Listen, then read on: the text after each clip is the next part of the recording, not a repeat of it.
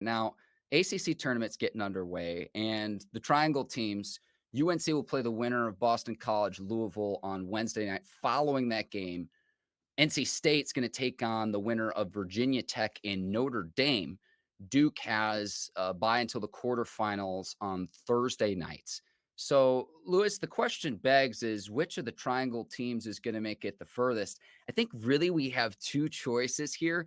I want to hear what you say, and I can make the case for the other one, but go Well, ahead. I mean, double buys, I think, go a very long way in helping you, especially in these type of tournaments. That's why you play the regular season. That's why you get these wins to be in that top 4 spot in the conference. So I think it's got to be Duke that has the potential to go the farthest. When you look at their matchups, they did lose to Miami, who could be a team that they would play if they were to win that first game.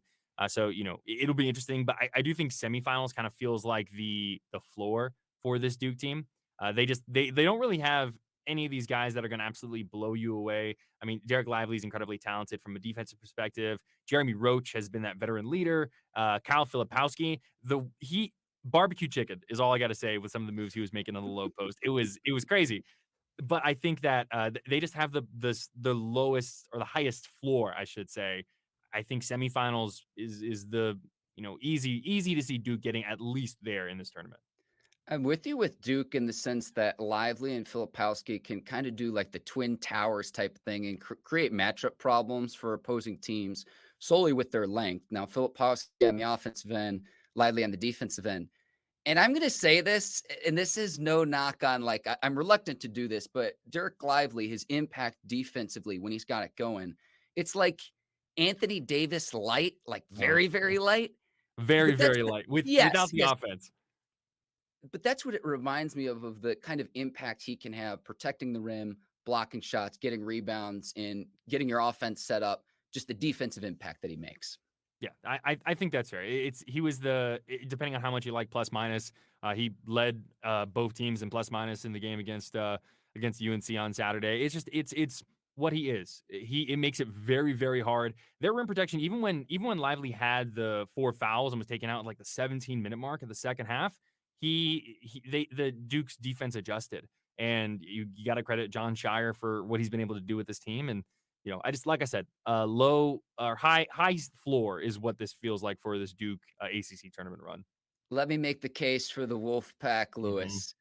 The guard play. And we get obsessed over this in March. Terquavion Smith, Jarkel Joyner.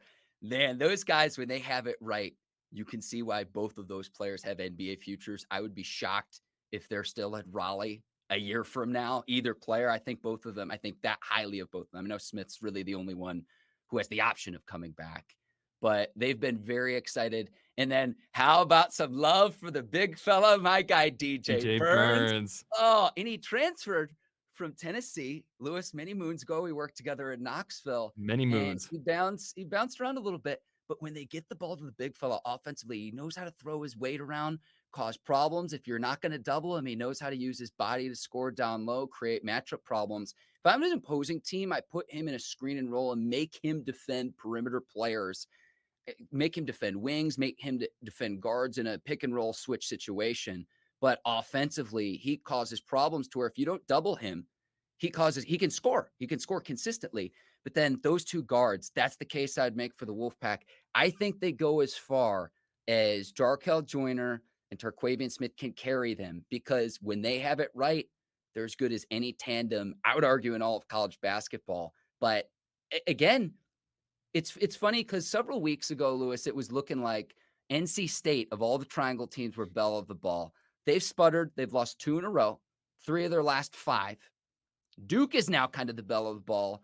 And UNC, who had won 3 in a row, they slip up in the Battle of the Blues. So it's almost like a musical chair situation, Lewis. That's what I'll say. No, I think that's fair, and I think Jarkel Joyner and Terquavion Smith are so much fun to watch. DJ Burns is fantastic. My thing at this point is, they're gonna have to play Clemson.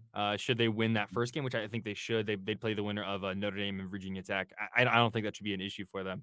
But Clemson, what's that matchup going to look like? They just lost to Clemson a few weeks back, and Clemson, plays well. It'll be interesting to see how that one goes. But I could definitely see them getting to the semifinals. And UNC, we haven't even brought them up in this conversation because They have to play most likely a hot Boston College team. If Quentin Post is healthy, I know he twisted his ankle or sprained his ankle against Georgia Tech this weekend, but if he's healthy, he's a matchup nightmare, and he's going to be really tough for them to play. And then if they beat Boston College, congratulations, Virginia. And I know that UNC just beat Virginia, but they're going to have another really great shooting night, and this team is just so inconsistent shooting outside. It's hard to see them getting much further past Thursday. Lewis, you had that great stat earlier about UNC. I've got another one for you. Duke and UNC unranked during Saturday's Battle of the Blues matchup. They were unranked as well when they played in February, on February the 4th. The last two times the two teams were unranked, February 6th, 2021. But then before that, you got to go all the way back to 1960. So it's weird not to have one of the two schools in the top 25, let alone the caliber of recruits that they consistently bring in. There's a reason why they're blue bloods consistently. It's just been a strange season, really, for both teams, for both Duke and UNC. I don't know what to expect because you could tell me that UNC could go on a run a lot like they did last year. I wouldn't be surprised.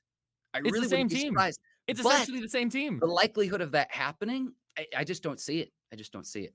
No, they just, whatever reason it might be, they just don't have it. They just don't have it this year, and it is what it is. We'll see what ends up happening. Come the ACC tournament, and anything can happen. But like I said, I think the next time that they lose a game, it will be their last game of the season. Really quickly, favorite before the ACC tournament, and we'll go to the NFL Combine, Lewis. I will take Virginia. It's the safe pick. They play at a slow, methodical pace, but they've got like three guys that are double-digit scorers. I think that they're high scores, like 12 points a game, Lewis. I'm going to take Virginia. It's a very safe pick to win the ACC tournament. What do you think? I think it's going to come from the top part of the bracket. Okay. I'm going to take Pitt just because I think it'd be different. Ooh. It'd be fun. I think they've shown that they compete with all these top teams. I also think it'd be just picking Miami would be a little bit too like chalk. So I'm gonna go with Pitt. Let's see what the Panthers can do.